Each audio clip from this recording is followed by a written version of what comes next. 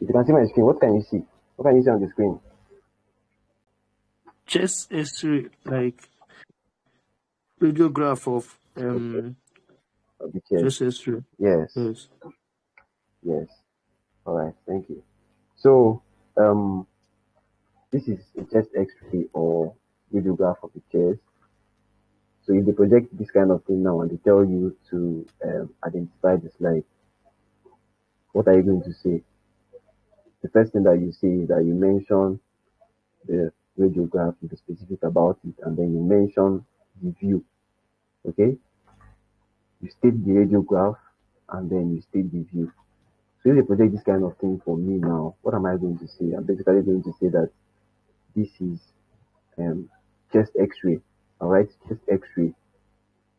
Then for the view, we're going to say either AP or PA view. Chest X-ray, AP or PA view. So for those of you that have watched my videos, look at this image. Do you think this is an AP or a PA view? Please, if you know it, just unmute and talk so that we'll move ahead because we have quite a lot to do. Is this an AP or a PA view? It's a PA view. All right. Yeah, this is a PA view. Okay, this is a PA view. Why? Because of the position of the scapula. Scapula is located outside the chest more. It is not located on the ribs. Okay, that's good. So I hope everybody here understands, how to actually tell a PA view. If you don't do, I have 20 videos. You can go and watch it. That's not why we are here today. So an X-ray, you should already know from my videos that whenever you see a dark spot, it represents air. Okay, dark spot represents air because air is translucent, so it doesn't really absorb X-rays very well. So it appears dark. So whenever you see something that is dark, it is very, very. I don't think there is any substitute in the body that is dark. It's only air that appears dark. Even water does not appear dark. It's only air that appears dark. So whenever you see something dark, just know that that's air there. Okay. So I'll just do basic identification for everything here before we now move to the pathologies because I don't know, you can't just move to the pathologies without at least looking on the visible structures, that kind of thing. So first of all, this is the right side, and this is the left side. Because someone asked me that question. I'm so sorry that I didn't include it in my videos. I don't know. I didn't even know that I didn't include it. So this is the right side and this is the left side. So how did I know that this is the left side? The only thing that actually told me that was this. Okay, two things actually. The apex of the heart. Okay, the apex of the heart is always projecting towards the left side. The apex. Okay, I won't say always because there are like some pathologies where a person's heart will be like on the right side. That's dextrocardia. That's dextrocardia, but they won't give you an abnormal. They won't give you an abnormal X-ray. Yeah, they won't give you an abnormal X-ray. You guys have not gotten to that level. Okay. So I know that this is the left side because of the apex of the heart. And then secondly, if you look at this left stem of the diaphragm, this left semi-diaphragm, you see that it is lower than that of the right. And it is lower than that of the right because there is what presence of the liver on this side. So the liver is present beneath the right stem of the diaphragm. So the right is always higher than the left. So when you see a lower hemidiaphragm or lower dome of the diaphragm and then the apex of the heart, both of them will tell you that this is the left side and this is the right side. Okay, so this is the scapula, this is also the scapula, this is the clavicle, this is also the clavicle, this is the heart, very obvious, this is the heart, then this area here, just like in my videos, this is the aortic knuckle or aortic knob. Aortic knuckle or aortic knob caused by or formed by the arc of aorta. Okay, the arc of aorta is responsible for this thing here. Then these are the lung zones. The lung contains air, okay, and that's why it's appearing like this. So these are the lung zones. These are the lung zones. This white stuff you are seeing here, they are basically this white stuff you are seeing as if they are projecting into the lungs. They are basically the contents of the roots of the lungs. All those blood vessels and all those things. So these tiny things. No, they're not going to ask you these things, so don't bother about those things. So this tube-like structure here, if you look at this midline, if you look at this midline closely, you're going to see that there is a tube-like structure here. Okay, that's the inner portion is dark.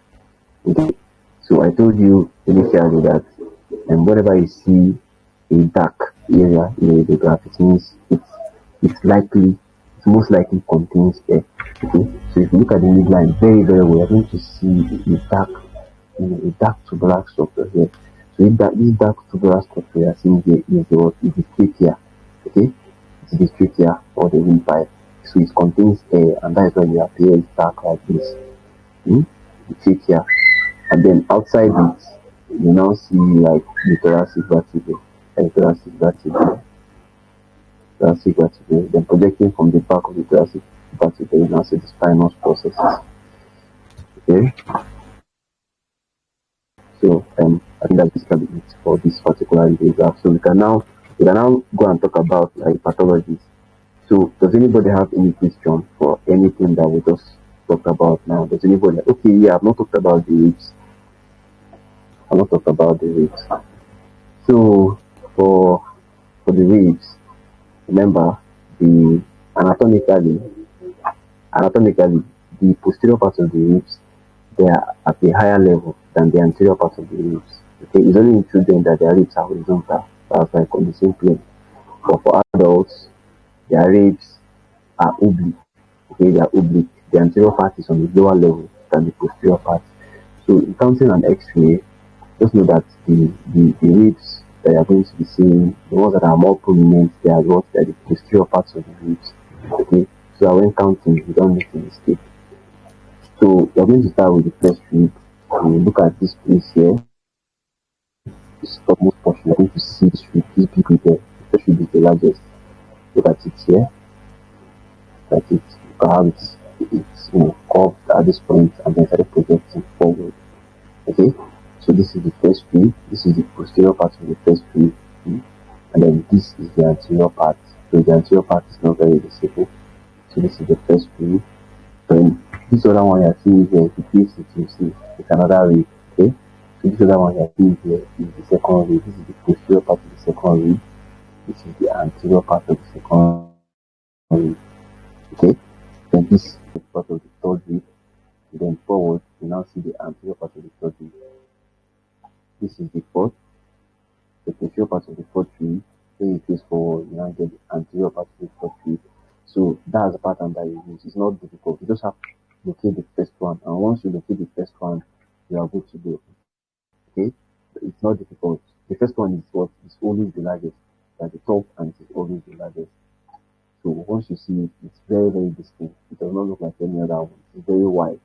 Once you see it, you now start counting from there.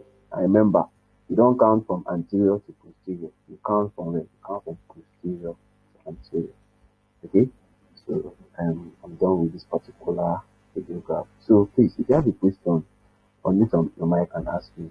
I'm all ears. Does anybody have a question? Sorry, sir. Good evening, sir. Please, I wanted All to right. ask, Good. um, Yes. is there anything like breast shadow in this one? Okay. No, no, no, no, no. There's no breast shadow here.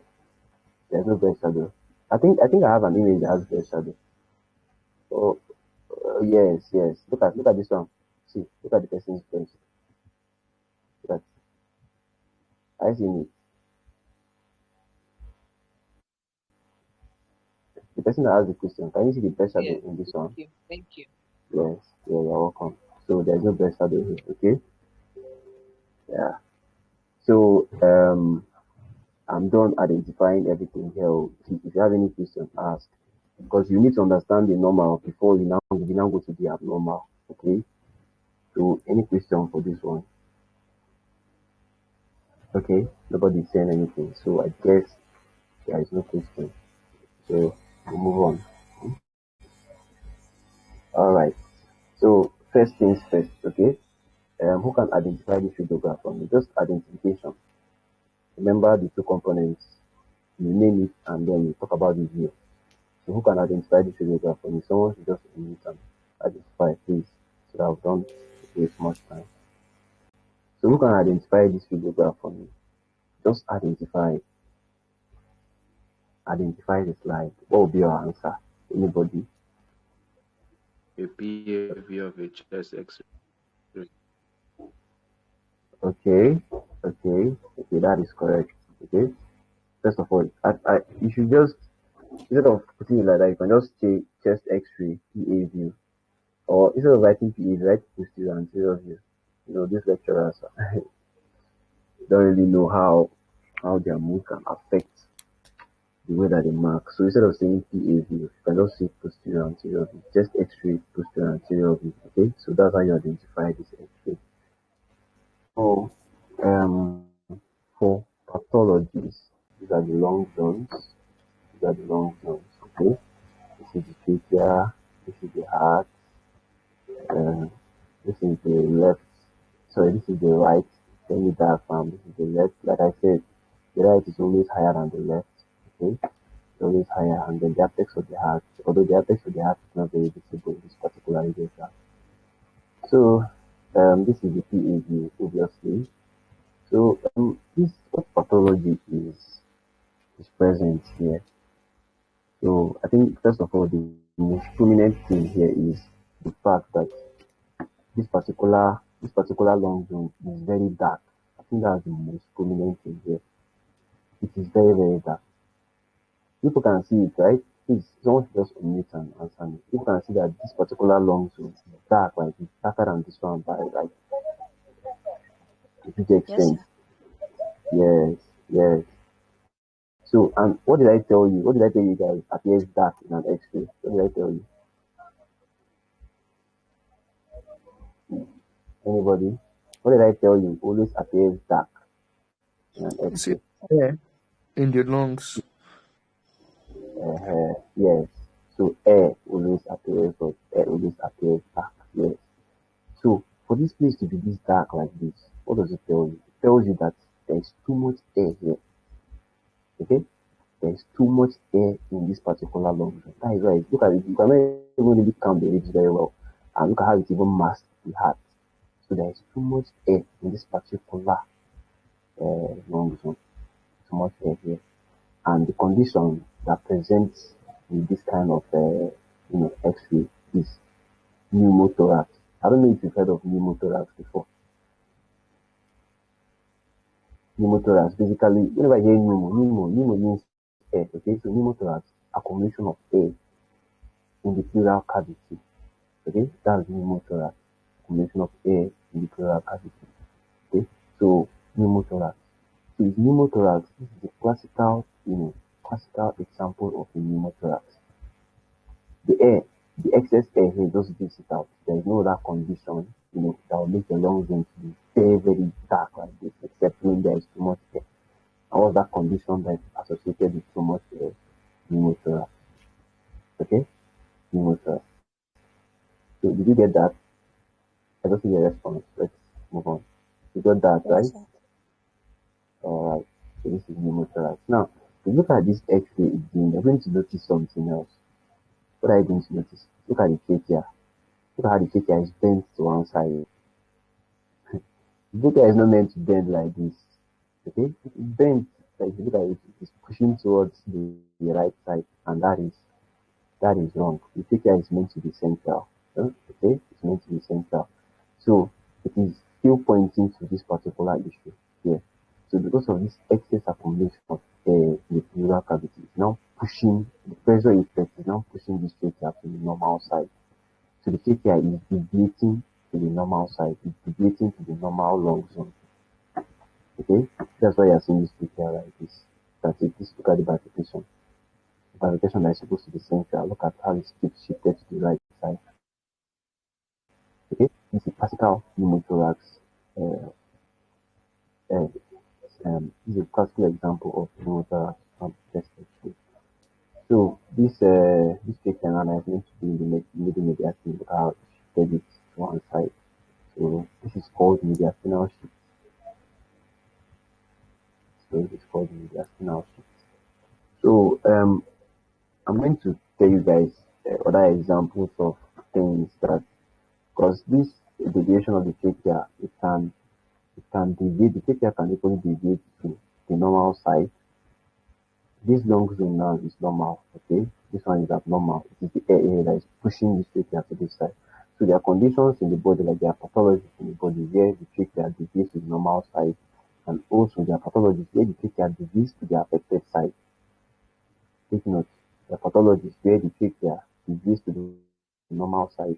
There are equally pathologies where the trachea, instead of deviating to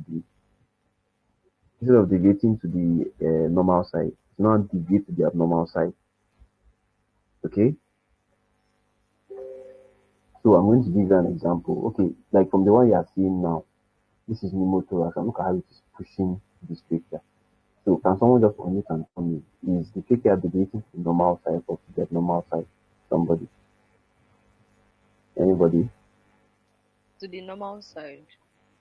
Yes, it's deviating to the normal side. Okay, it's deviating to the normal side. It's deviating away from the pathological side. Okay. Now, other examples of conditions where the trachea deviates to the abnormal side is not difficult. Basically, anything that has to do with thorax, let's say thorax, anything. I think most things that have thorax in the names, like pneumothorax, hydrothorax, pneumothorax, hydrothorax, hemothorax, pyothorax.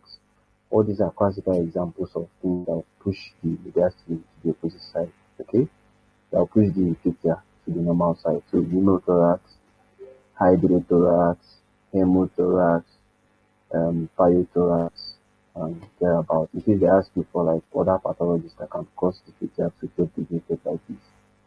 Okay, so you got that right? I don't need to repeat myself again. Did you all get that? Yes, sir. Alright, alright. So then the only example of a pathology that can actually deviate where the trachea deviates to the normal side is only one that I know of. Okay, one pathology where the trachea deviates to the normal side, and that's like it's called lung collapse or atelectasis. Lung collapse or atelectasis. Okay, that's the only condition where that I know of where the trachea deviates to the normal side. Okay, the other ones the trachea deviates to the opposite side. Okay, so you guys got that right? Can we move on? Yes, sir. All right. Please, if at any point you feel lost, talk. You have this exam is on either Monday or Tuesday, so there's no time, and like this, is like your last opportunity to actually uh, get to understand this thing if you've not really understood it. So speak up. This class is for you. Okay? Not Sorry, like the fact that it's only sir, one please. I'm 30%. still finding it difficult with this radiograph thing. Okay. Okay. What's particular? Have you like watched any of my videos? Yes, I have, but I'm still finding it difficult to Okay. What understand exactly? if it's posterior anterior or Okay, answer posterior. Right? Okay. yes. So, alright. So, in a posterior anterior view, the classical thing that will tell you that it's a posterior anterior view is the scapula. Okay? Some persons, they use the size of the heart. The size of the heart always appears to be enlarged on an AP view. But I won't tell you that you should use that as one of the conditions because like someone can have cardiomegaly. The person can have cardiomegaly. When the person has cardiomegaly, the heart will appear bigger than it's normally meant to be. So in that case, using the size of the heart will not really give it away. So what I use is the scapula, okay? If you look at the scapula and the scapula is outside the ribs, you look at it and it's not lying on the ribs, that is an EPV. That is the PAV. Okay? But when you look at it and it is lying on the ribs, it's an EPV. If you look at it and it's lying on the ribs, it's a PAV. When it's lying on the ribs, it's an EPV. So Let me use this one. I think I'll come back to this because I think look at this one now. Look at this thing you see. Look at this scapula. Not like if it were to be an EPV, this scapula that I say come inside, like it would override the ribs properly. To override the ribs very well. And then take note, if PAV is the standard view, like PAV is standard view, that's the view that they use not on a normal basis. Okay, the only reason why they use APV is only used in special conditions, like when the person is like bedridden, okay, because the person cannot stand up and position his or herself properly to get the X-ray done. So you don't have to take it to the person lying down. Okay, it's very rare. So I feel like if they're even going to give you guys a radiograph, they'll most likely give you guys a PAV because like that's the general one. Okay, that's one that is widely used. So this one is also a PAV. So did you get my explanation? Yes, thank you, sir. Are you sure? Yes. All right. So any other question? Remember, we're all here to learn. Sir, I didn't quite get, like, when you were mentioning about some pathological condition that will make the trachea to move to the, like, I didn't get like those conditions, like, and the particular side that the trachea will be moving towards. Okay. No, let me explain again. So, but you got this pneumothorax. You got this one, right? Yes, I understand it. So this pneumothorax, if you look at it, it's only this long zone that is very dark. This one is normal. Okay, this one is normal, but this one is very dark. So this pneumothorax, because of the excess air that is on this lung, it now pushed this trachea. The trachea is attached to the lungs now, to the what? The right and the left bronchus. It's attached to the lungs, right? So because of the excess air that is here, it now push this trachea to the normal side. Like the pressure here now overcame the pressure here. So it now pushed this trachea to what? To the normal side. That's basically what happened. Okay? Push the trachea to the normal side because the pressure here now became like too much because of the excess air. And then other similar conditions that can push it to the normal side are hydrothorax, right, like pleural effusion, okay, accumulation of fluid in the pleural cavity. Another one is hemothorax.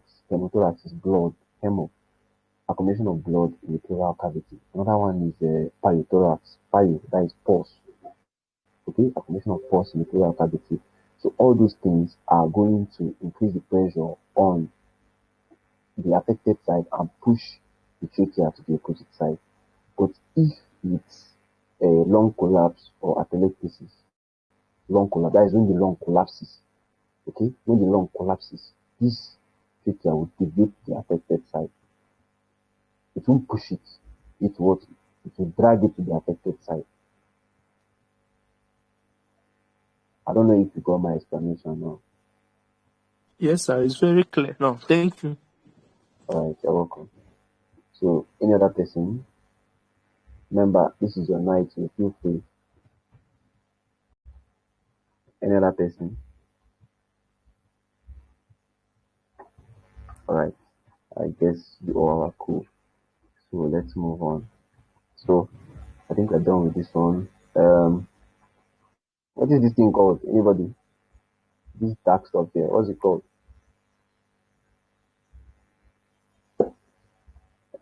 Anybody? Anybody? Gastric bubble. Yeah, it's gastric bubble. I don't need anybody to tell me. I know that this girl has watched. That girl answered. I was watching my videos. So thank you so much. Let's move on. This is another chest X-ray. It's looking like a PAD because you need to see the scapula outside. So this particular area is just somehow okay, but it looks like a PAD.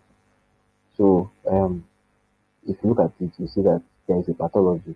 Okay, what is that pathology? This white thing I see here, this white thing I see on this side, that's the pathology.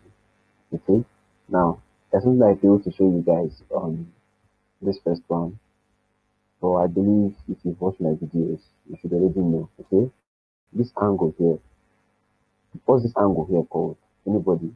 The angle between this, the inner part of the ribs, and then this dome of the diaphragm. What's the angle called? So is it costophrenic angle? Yes, costophrenic angle. It is called costophrenic angle. Thank you so much.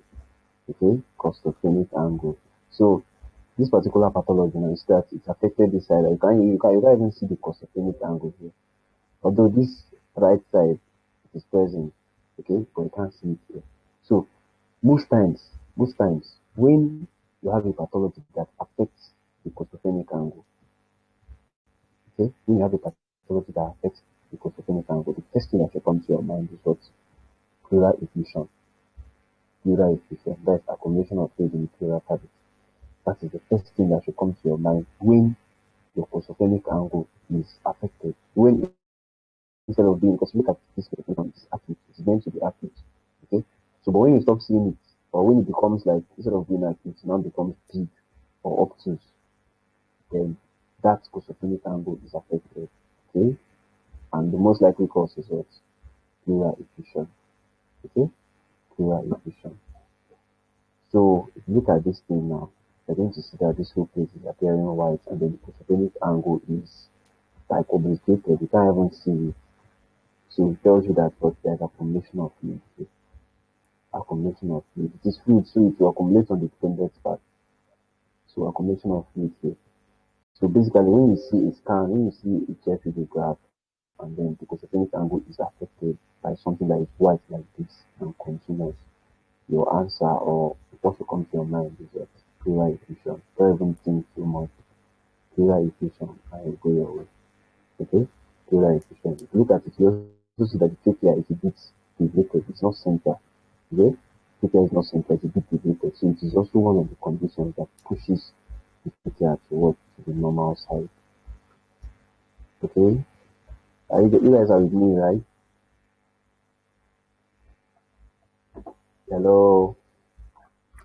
Can you still hear me? Yes, sir. Right. Did you get what I explained about pleural effusion? Yes, sir. Alright. Alright. So on to the next. I think the next thing I want to talk about with this particular radiograph is this aortic nerve or aortic knuckle. So like I said, it is formed by the arc of aorta. So it's actually the folding of the arc of aorta. It folds like this. Sorry, the ascending aorta came like this, folded like this, and then went down. So it's actually that arc of aorta that has caused this aortic knuckle here, or aortic nerve. So this aortic knuckle on the chest X-ray, it has like a normal length. There is a range. It has a range that's supposed to fall within. Like when they measure the length, the length transversely, okay, there is a range for it. It's not supposed to pass that range. So when the aortic knuckle now passes that normal range, I can't really remember the range, but I don't think you need the range because like come on, second range. So the highest thing they will ask you is like conditions that are associated with this particular structure, pathological conditions associated with it. That's everything they can ask you. So there's a normal range for each transverse diameter, or if there's anything that there's a normal range for it. So once it exceeds that normal range, it becomes aortic unfolding. They call it aortic unfolding. Okay, the aortic unfolding, and then the conditions, common conditions that cause that aortic unfolding are like chronic hypertension, atherosclerosis.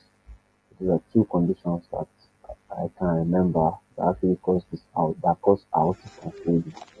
So, like I was saying, this aortic knob we are seeing here, it has a range of values for each transverse diameter. Okay, so when it exceeds that range of values, it becomes aortic unfolding, and the common conditions that cause that aortic unfolding are atherosclerosis, chronic hypertension first, and then atherosclerosis. So, like I said, you're going to need to measure it. So they won't bother you with measuring it. So I don't think they will ask you anything pertaining to that, because they only need to know the normal range of download diameter and all those things. And all those things you are meant to learn it like during your radiology postings when you're in like fourth or fifth year. So I don't think they'll ask you. They might just point at it and ask you one pathology that can affect it. Okay. So this is pleural effusion. Okay. So any question on this? I'm moving to the next one. Any question? Sir, I didn't get the name of the condition. Aortic what? Unfolding. When you fold something and then you unfold it. Oh, okay. Yes. Thank Yes. It's called aortic unfolding. I remember the causes: chronic hypertension, sclerosis. Okay. So any other question before we move to the next one?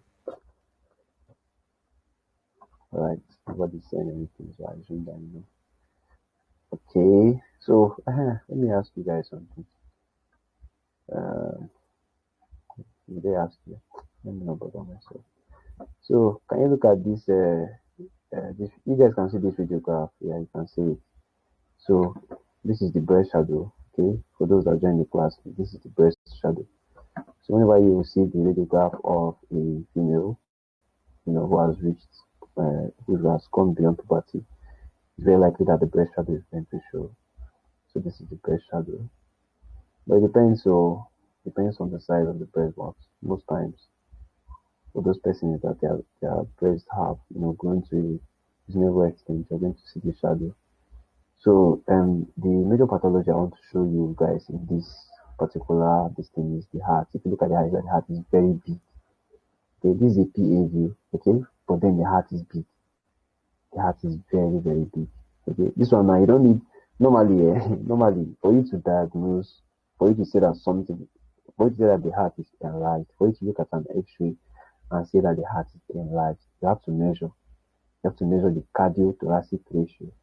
Okay, that's the ratio of the transverse diameter of the heart to that of the entire thorax. You have to measure it before you say, okay, this person has uh, enlarged heart or cardiomegaly. Okay, but then there are some that you look at and you know that, like, you just know that the heart is enlarged. You don't need anybody to come and measure it for you. Like, look at this heart. Look at how big it is. Look at how big this heart is. So it's this kind of obvious things that they can set for you, because it's very obvious. You don't need anybody to come and start measuring it for you to tell you that this heart is enlarged, except maybe your own heart is like this. Okay, but if you look at it, you see that this heart is big, occupying almost the entire thoracic region. So this is cardiomegaly, the classical case of cardiomegaly. In case it presents this kind of thing, so just write cardiomegaly and go your way. Don't bother about all these things you're seeing here. I don't. I think it's from where I got the radiograph from, so don't bother about it. They look like implants, sharp, but don't bother about it. Okay. So this is a classical case of what? Classical case of cardiomegaly. Okay.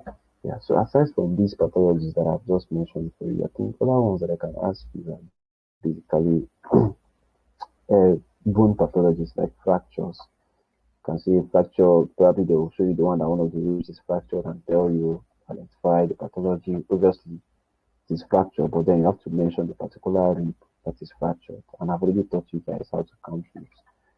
So I think we are done with, we're done with the graph of the chest. So any question before we move to another one?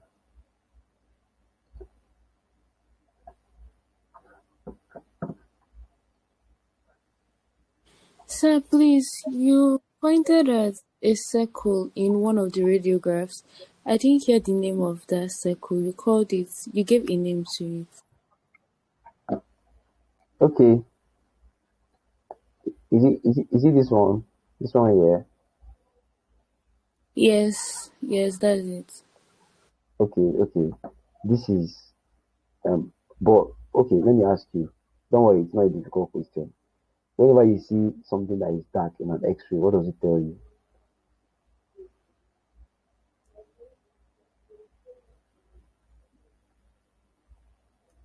Can you hear me? Hernia. No. Whenever you see something that is dark in an X-ray, it tells you that Eh, that thing contains air. Yes, it contains air. Okay. And if you remember, the stomach has four parts: the fundus, the body, the cardiac part, and the pyloric part. The fundus of the stomach often contains air or other gases. So it is that air that is contained, the gases, air contained in the fundus of the stomach that's appearing dark like this. That's why it's called gastric bubble. Okay? okay, sir. Gastric, Thank you. yeah, you're welcome. You're welcome. So, no other question, right? Okay, so let's move to that on the hip. Okay, so this is a normal radiograph of the hip. Should I call it hip or the pelvic region? X-ray of the pelvis. X-ray of the pelvis. I won't call it hip because if you're talking about hip, you have to be very meticulous. So if you're talking about hip is basically a joint. So you can't call this entire thing an X-ray of the hip, okay? So that I don't make mistakes. Basically anatomy. It's an X-ray of what? Of the pelvic region, of the pelvis, X-ray of the pelvis. So the pelvis is made up of these three bones, and then the joints is an addition. So if you watched, I have a video on X-ray of the pelvis. So if you've watched it, as I'm just pointing at the structures, you are going to be identifying it with me. For those of you that have not watched it, it's still fine as I'm identifying. Try to follow up, okay? So this is the proximal aspect of the femur. Sorry. So this is the proximal aspect of the femur. This is the greater trochanter. This is the lesser trochanter. This is the neck of the femur. This is the head. Okay, the head of the femur. Same goes for here. Greater trochanter, lesser trochanter, the shaft, the neck, and then the head. If you look at the head, you are going to see that fovea. That fovea where the artery to the head of the femur enters from. You're going to see it very well. So this is basically the pelvic bone. Okay, this is the obturator foramen. This is the superior pubic ramus. This is the inferior pubic ramus. This is also the superior and inferior pubic ramus. This is the ischial tuberosity. This is also the ischial tuberosity. Okay, if you come here, this just above the hip. This is the anterior inferior iliac spine. This is also the anterior inferior iliac spine. Okay, this is anterior superior iliac spine. Don't look at this place because this thing can confuse many people, or it can mislead many people. Not confuse, can mislead many people. Okay, this is not the anterior superior iliac spine. Okay, this is it. This is the anterior superior iliac spine. This is the anterior inferior iliac spine. Same goes for here. Anterior inferior, anterior superior iliac spine. And this is the iliac crest. Okay, this is also the iliac crest. So this is the sacroiliac joint between the sacrum. If you look at this place, just follow my pointer. This is the sacrum. Okay, that triangular bone that forms the posterior wall of the pelvic region. This is it, the sacrum. Okay, so this is the sacroiliac joint on this side. This is also the sacroiliac joint. Okay, then what else? I think I've identified. Okay, then these are the lumbar vertebrae. Okay, don't bother about all these things, but all these things are in here, don't bother about them. Okay, but in case they ask, as you can see, the inner part is dark. Okay, it's dark a bit, so it contains a bit of air. So this is basically a loop of the bowel. Just call it bowel loop. Bowel loop. That is a loop of the intestine. You know, the intestine, in addition to containing food, it also contains gases. So this is bowel loop. In case they point at it and ask you to identify bowel loop. Okay. So this is a normal radiograph of the pelvic region of the pelvis. So this one now is an abnormal one. So I I know that you guys have heard of a condition called arthritis. So basically, that arthritis is a degenerative condition. That's why sorry, osteo. There are different types. Different types, but the one I'm going to talk about is osteoarthritis. That one is a degenerative condition that affects mainly aged people. Okay, so like I said, it's degenerative. So something is degenerating. So if you remember, between in the joints you have a joint capsule. Every joint has a joint capsule. Okay, and that joint capsule contains articular cartilage, also contains synovial fluid and all those things. So if you look at this, the head of the femur, you see that between the head of the femur and then the pubic bone, or this part of the hip bone that articulates with it, between the head of the femur and it, you see something that is a bit dark there. Okay, so the stuff that I see that is a bit dark is not air. It's not air, obviously, but it's basically those soft tissues that are found in the joint capsule. Okay, like synovial fluid and all those things. So they're not as dense as bone. So that's why they can't have the same density. Like they can't be as white as bone. But it does not mean that they are dark like hair. Okay. So this is basically the synovium, the joint capsule containing synovium and all those things. So that's how a normal joint appears. But in osteoarthritis, like I said, it's a degenerative condition where there is wear and tear. Okay, so there is damage to that that synovium, the synovial membrane, the articular cartilage, all those things that form a protective layer around the joint region for easy movement and all those things. All those things, there's a degeneration of those things. So when you see an X-ray of someone that has arthritis, it is now very obvious that okay, this particular space that contains that joint capsule and all those things is going to be affected. So that's like the cardinal sign for osteoarthritis. When you look at it, you won't see the normal stuff that you're meant to see for a healthy joint. Okay, it's either the bone protrudes into it or the bone then becomes whiter because there is like thickening. For if this protective structure that is protecting the bone, the articular ends of the bone, if this protective structure goes away, if it's destroyed, the bone will be rubbing against the other bone. So that's because of the friction and many other things. It will make this part of the bone that is actually rubbing against the other bone to kind of be thicker. It will make it something called sclerosis. Okay, I won't really go to start explaining it for you, but to make it thicker, so in an X-ray it will appear like very, very white, to be whiter than other parts of the bone. So that's another thing that you can actually see. So the first thing is that this piece, the space you are seeing will not be very obvious. Okay, and then the second one is that end of the articulating bone is going to appear whiter than it's meant to be.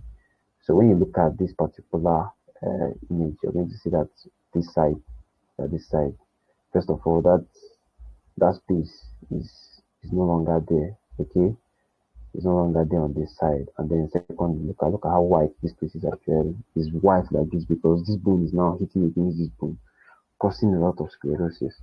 Okay, so this is a classical case of osteoarthritis of the hip joint.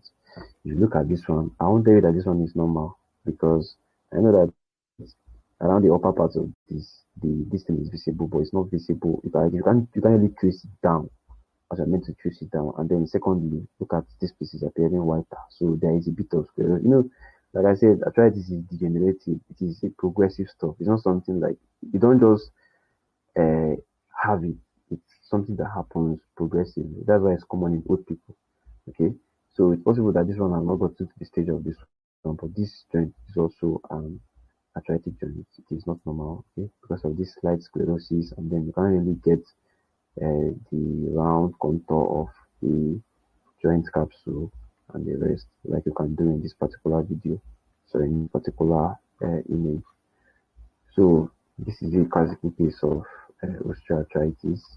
Classical case of osteoarthritis. Um, this one, okay. This one is the same thing. This one is the same thing. So, apart from osteoarthritis, is there any other? If you look at this one is like it's very, very obvious that this one is arthritis, okay. But some people might be disputing this one a bit. So if you look at it, you see that even though like it is not as obvious as this one, but that piece, look at this piece is now very tiny. That space that is supposed to be prominent, a bit wide, it's now very tiny. It's not supposed to be like that. So this is also, there's also arthritis on this particular joint.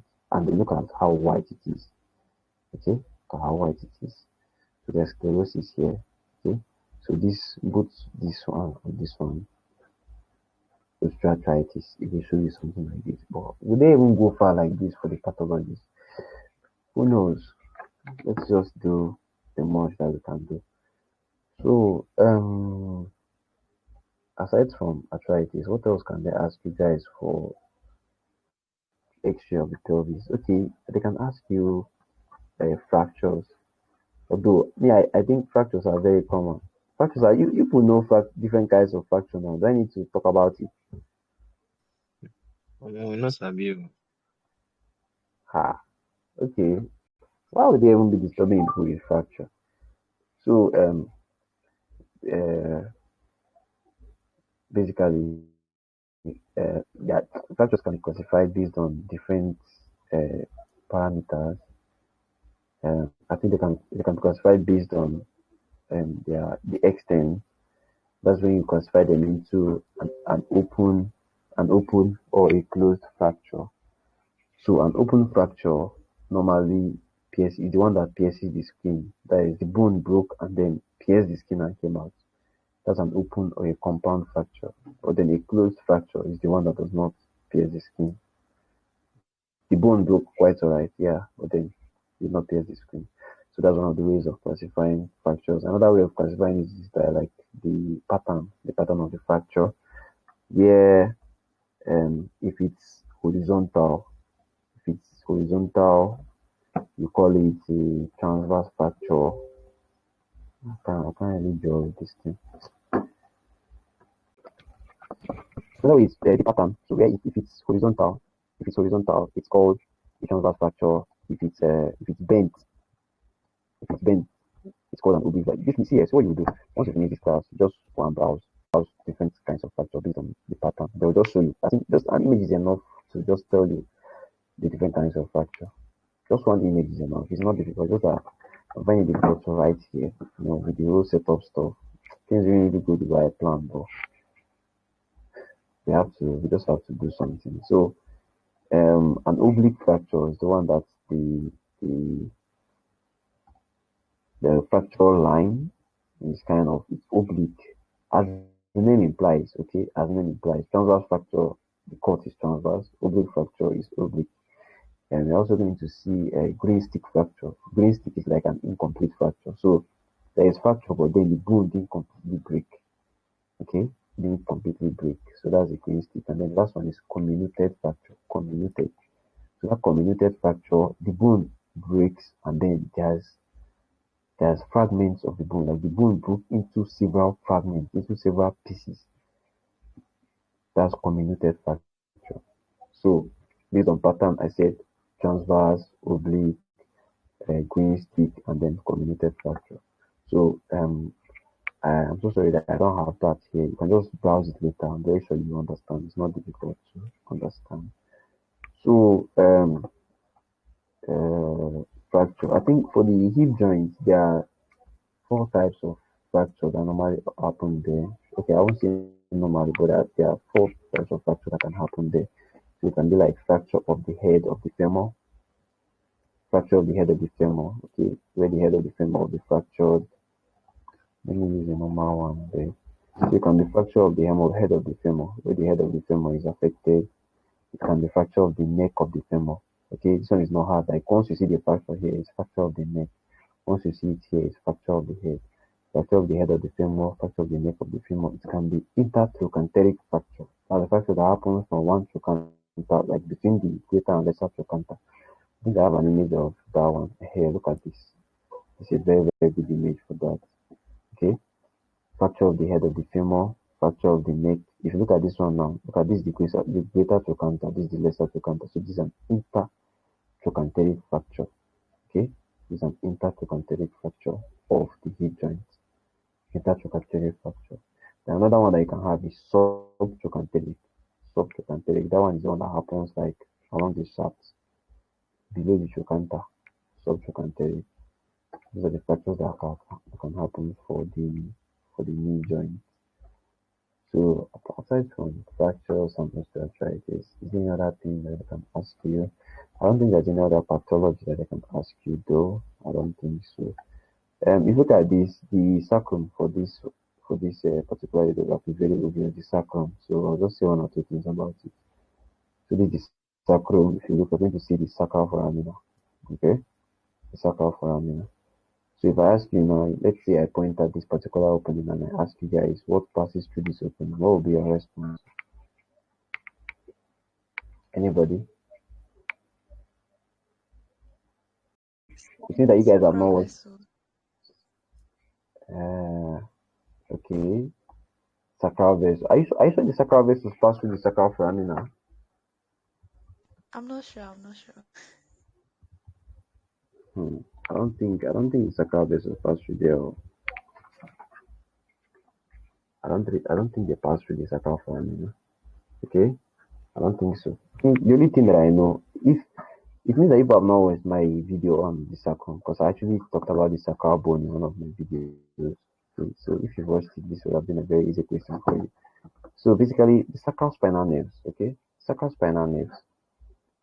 The sacral spinal nerves pass through the sacral foramina. Okay? Sacral spinal nerves. So those are the main contents of the sacral foramina. So for the vessels, I'm not really sure, but you can check later. So I think that is it. We are moving on to the next one. Okay.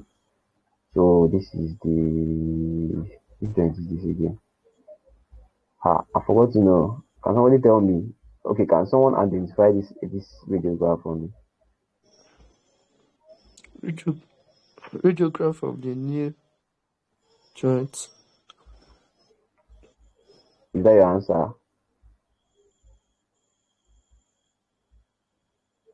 Can you hear me, bro? Yes. Okay, I'm going to give you a half mark. I'm not going to give you a full mark. I already told you the two things that you need to do. You need to properly identify it. You need to be specific. Don't just say radiograph.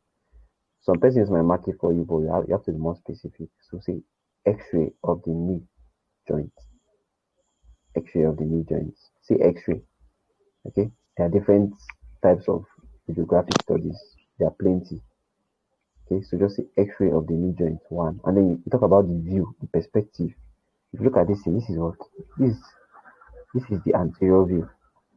Just call it anterior view. This is the anterior view. I don't think they're going to penalize you if you put anterior view there. Anterior posterior view. I think you should just put anterior posterior view. What's your question? It's concerning the pelvis. How do you distinguish the male from female? I've tried. I don't think it's working for me.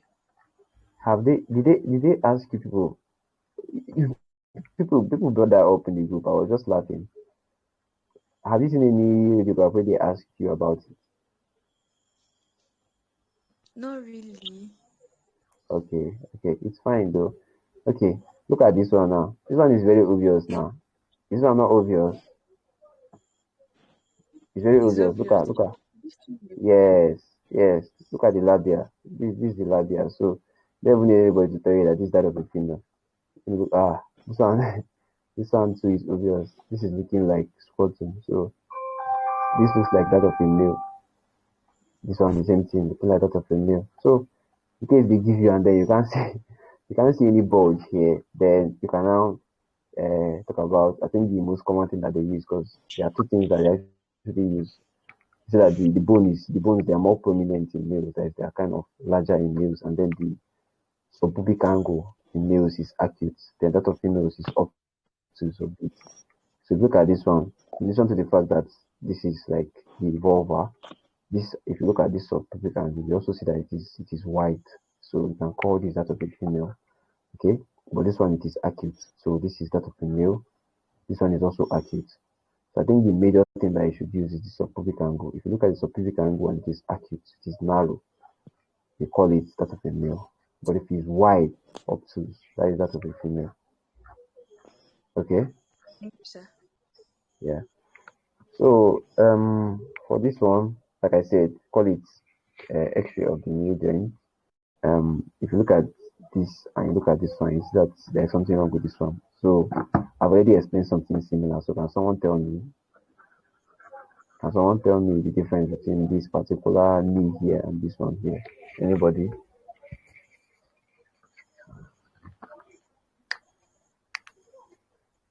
let Anybody? me The one All at right. the right has the arthritis and is Okay. affected by Why do you say that?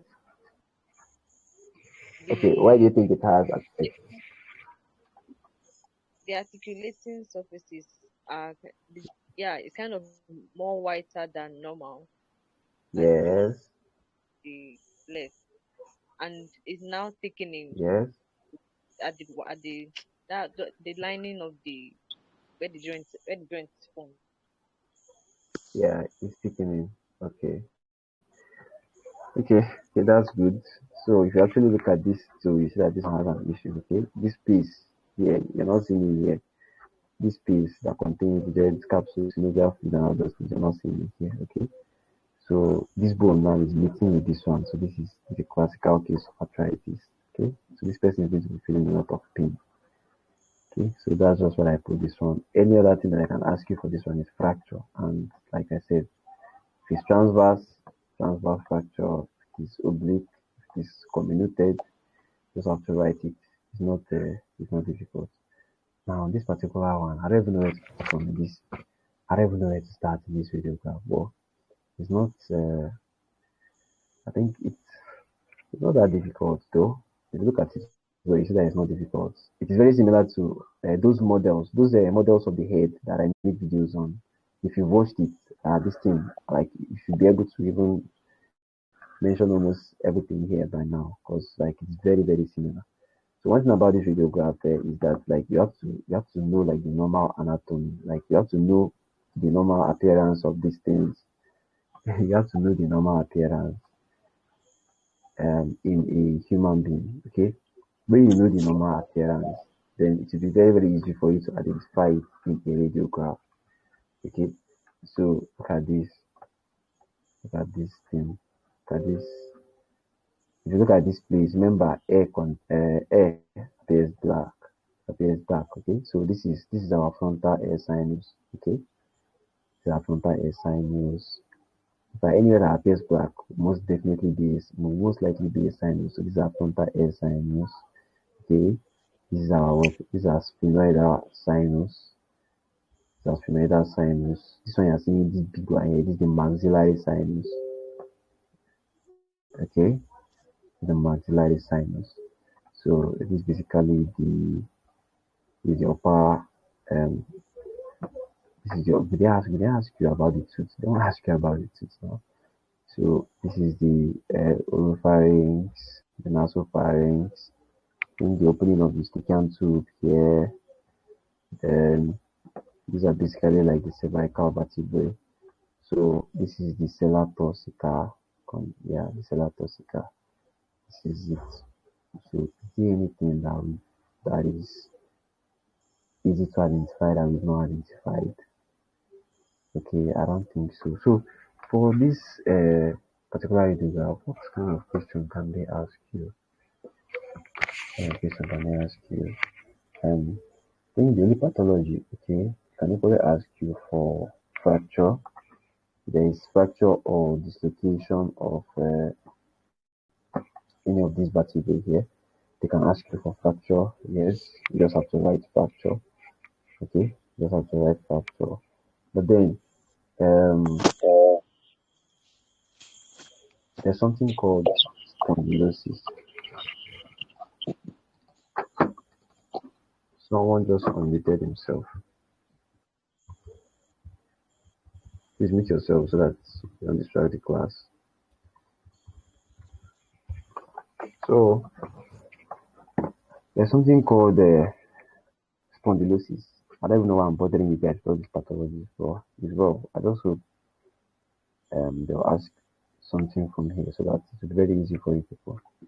So um, the spondylosis is like arthritis of the vertebrae. It's similar to the osteoarthritis that we just finished, but then it now has a different name because it involves the vertebrae. Okay, so in that spondylosis, you're going to see those features, those things that we saw, um, those things that told us that this is a typical case of osteoarthritis. You're going to see it in the vertebrae. Okay, but then this is a normal one. I don't think I have an abnormal one, which I'm very sorry for. Like this class was impromptu, so you have to forgive me. So, but then if you look at the vertebrae, you see that like all of them they appear, the same thickness, you know, there appears to be no abnormality. But then when there is spondylosis, you're going to see something like this.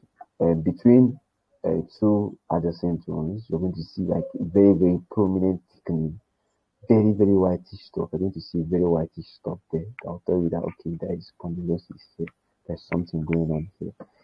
Or would they go to that extent of asking me that? I don't think so.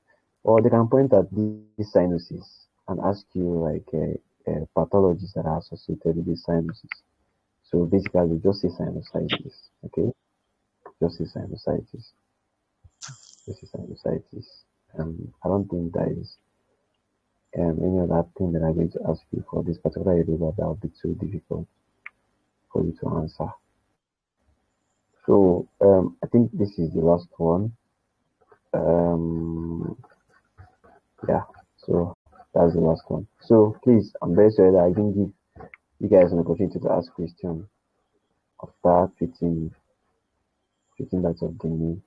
So if you have any question now, you can just unmute and ask me. I did before we close. I want to go and sleep. Have I not tried? I've tried, but Yes, I have tried. Yes, sir. all right. So if you have any question, just feel free to ask. I just hope they'll ask you something that is very easy tomorrow, like these easy things. I'm very sure that you will be smiling when you come out from the exam on Monday. I mean. So who is asking? Sir, please, sir, can you go over the sinuses again? Okay. So um let me check if I'll see one of those those ones that I used to teach you guys. So this is it. Like if you can just picture this thing, like you basically be able to answer all any question on radiograph of the head. So this is the frontal air sinus, okay? This is the sphenoidal air sinus. Sphenoidal air sinus. This though is not very, very obvious, but this should be the sella toxica, okay? This is sphenoidal air sinus. This big one you're seeing here. Forget that they have something to my technique. This is sphenoidal air sinus. This is a frontal air sinus. So the only do I need to go over like everything here? Do you need it or you just watch the videos? I don't know. Is it necessary? You say? I didn't get you. Sir, please, where's the cellar? You say? Please, where's the cellar toxica? Okay, I'm coming. I asked a question like, should I go over like everything or I need to go and watch the videos? Which one?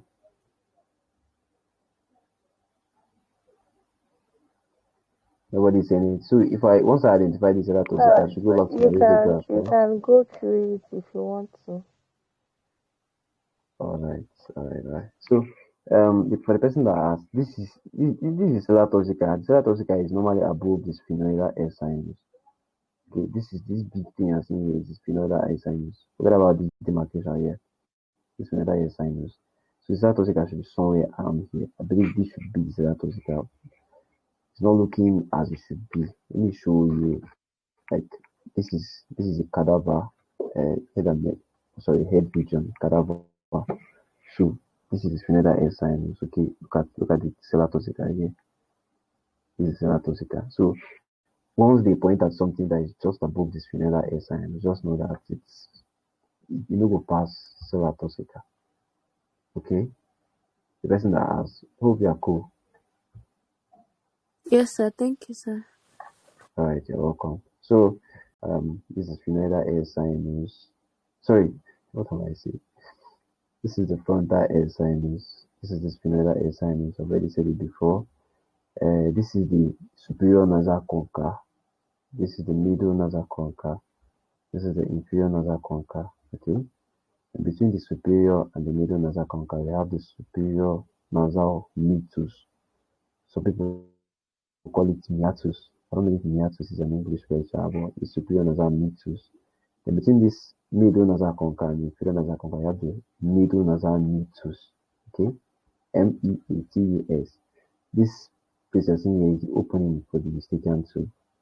Okay. This is the hard palate. Okay. Hard palate. The posterior part of it is called the soft palate. And then the projection just from the soft palate below is called the uvula. The uvula of the tongue. That's that when you open your mouth very, very wide and then you look, you'll be able to see it dangling at the middle. It's called uvula. This is it here. Okay. This is the oral cavity. This is the oral cavity. Then this is the oropharynx. The pharynx has three parts. It has the nasopharynx. That's the part that's just behind the nasal cavity. It has the oropharynx, the part that is behind the oral cavity, and then the laryngopharynx. Okay, the part that is behind the larynx. So this is the tongue. This muscle here that is that the fibers are kind of moving outward like this. That's the genioglossus muscle. Okay, that's the genioglossus muscle. This is the epiglottis. And what is this? Can someone guess? What is this structure here? This tube here, what's it called? Anybody? People are supposed to know this thing now. What's going on? Trachea. It's not the trachea. It's not the trachea. Okay. Nice attempt though, but it's not the trachea. Okay. It's not the trachea. There's something that comes before the trachea. What's that thing that is above the trachea? Larynx. Yes, this is the larynx. Fine. Yes, this is the larynx. Yes, this is the larynx. Okay, this is the larynx. So the larynx, the junction of the transition from larynx to trachea is at the level of the cricoid cartilage, which is C6. Okay, so this is the larynx, and then posterior to it, though this one looks collapsed, is not open as it should be, is now what? The laryngopharynx. Okay, laryngopharynx.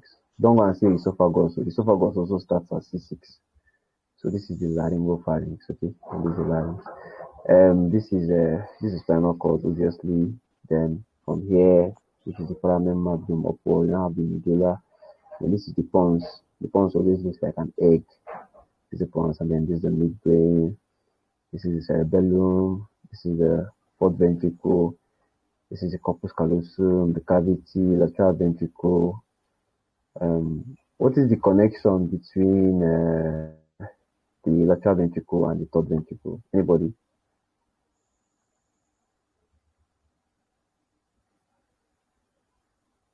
Anybody? It's an easy question now. Come on. The connection between lateral ventricle and third ventricle. Nobody saying anything. Sure. Hello, can you hear me?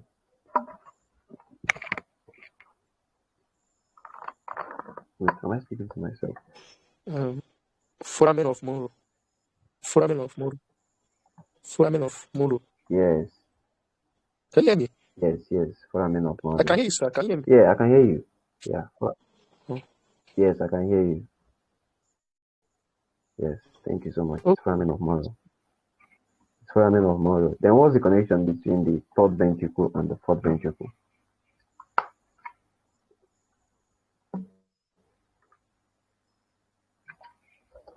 Anybody?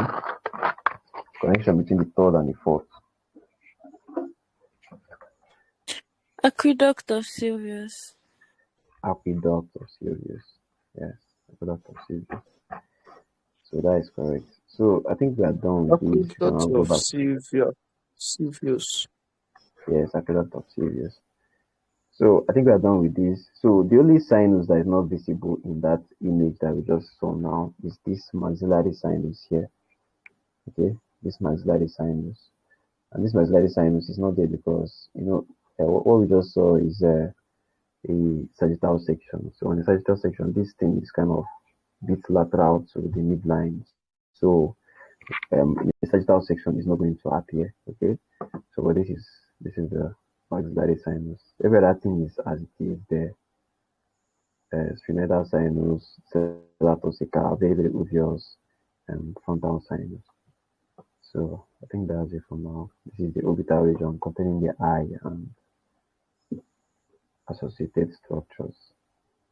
So I think that is it. So the person that asked for the sinuses, I hope you are cool now. Yes, sir. Thank you, sir. All right, you're welcome. So any other question? So please, can you tell us how to count ribs? Okay, how to count ribs? Okay, the ribs. First of all, you have to remember that the ribs are not they're not on the horizontal plane. Okay, they're not on the horizontal plane. The ribs are oblique, meaning that one part of the ribs is higher than the other part. Okay, so the ribs in adults they are oblique. To the left, the posterior parts of the ribs are higher than the anterior parts of the ribs. The posterior parts are higher. If you remember from anatomy, the respiratory movements, one of the things that increases the size of your thoracic cavity so that you can do inspiration is the fact that your ribs are not horizontal. Okay, they are oblique. So the ribs are obliquely placed. So in an X-ray like this, the most prominent ribs that you'll be seeing are the posterior parts of the ribs. You're going to be seeing ribs quite alright, but then the posterior parts will be more prominent. And then you tell that they are the posterior parts because they are higher than the anterior parts. The posterior parts of the ribs are higher than the anterior parts in an X-ray of the chest. So this particular thing is better seen than told. Just pay attention. When you see it, once you see it and grab it, you will never ever forget it again. So like I said, you start from the first rib, okay? The first rib at the topmost portion. The first rib at the topmost part of the film. So if you remember, the first rib is what is the largest rib. It is the widest. No other rib is as wide as the first rib, so it is very distinct. Once you see it, you know that this is the first rib. So this is the topmost part of this radiograph, obviously. So you just come down a bit and then you look for it. If you look at the posterior part and you're not really seeing it, try to go anterior a bit, and then I'm very sure you're going to see it. Okay, so if you look, you're going to see this wide rib here. When you trace it back, you see that it's actually a rib. Okay, so this is the first rib. Beyond it, there is no other rib beyond it. There is no other rib beyond it. So this is the first. In fact, once you know that the first rib is very wide, you won't even need to go and be checking if there's any other one beyond it because it's the widest. Okay, so this is the first rib. This is the posterior part of the first rib here. The way you trace it forward, you now see the anterior part. Like I said, the anterior part is at a lower level than the posterior part. So if you're going to identify the anterior part, you have to start from the posterior part, identify it, and then trace it forward. This is very important because they can equally point at the front, they can point at the anterior part of the rib and tell you to identify. You don't identify from the anterior part, you start from the posterior part. So this is the posterior part of the first rib. You now trace it forward. This is the anterior part of the first rib.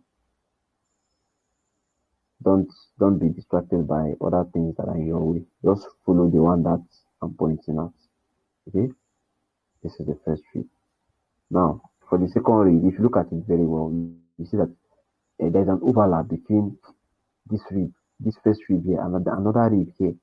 So, for better clarity, you just move forward. When you now move forward, you now see this one clearly. Okay, you now see that this is not actually part of this one, but this is another rib, which is the second one.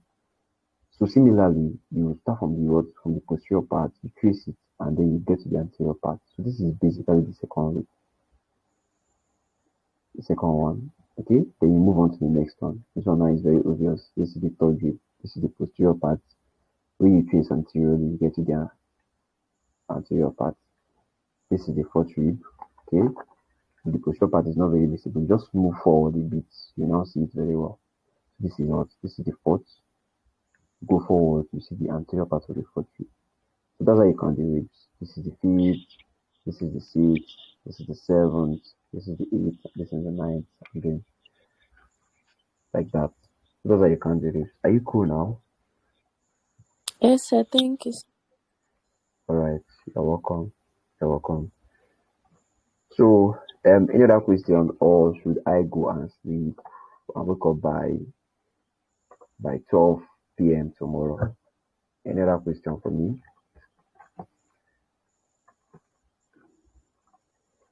Okay, I don't think anyone has a question. So remember, like most of all these things are in my channel. You can just go there and watch. The only thing that is not there is like the pathologies that we just did. So that's why I was struggling to make sure that I record it so that I'll be able to upload it so that I can still go over it again, especially for those names that I mentioned that are kind of uh, strange to you. So you can still watch it again and then go and speak very well before you go and write your exam. And I think that is it. So good night, everybody. Good night.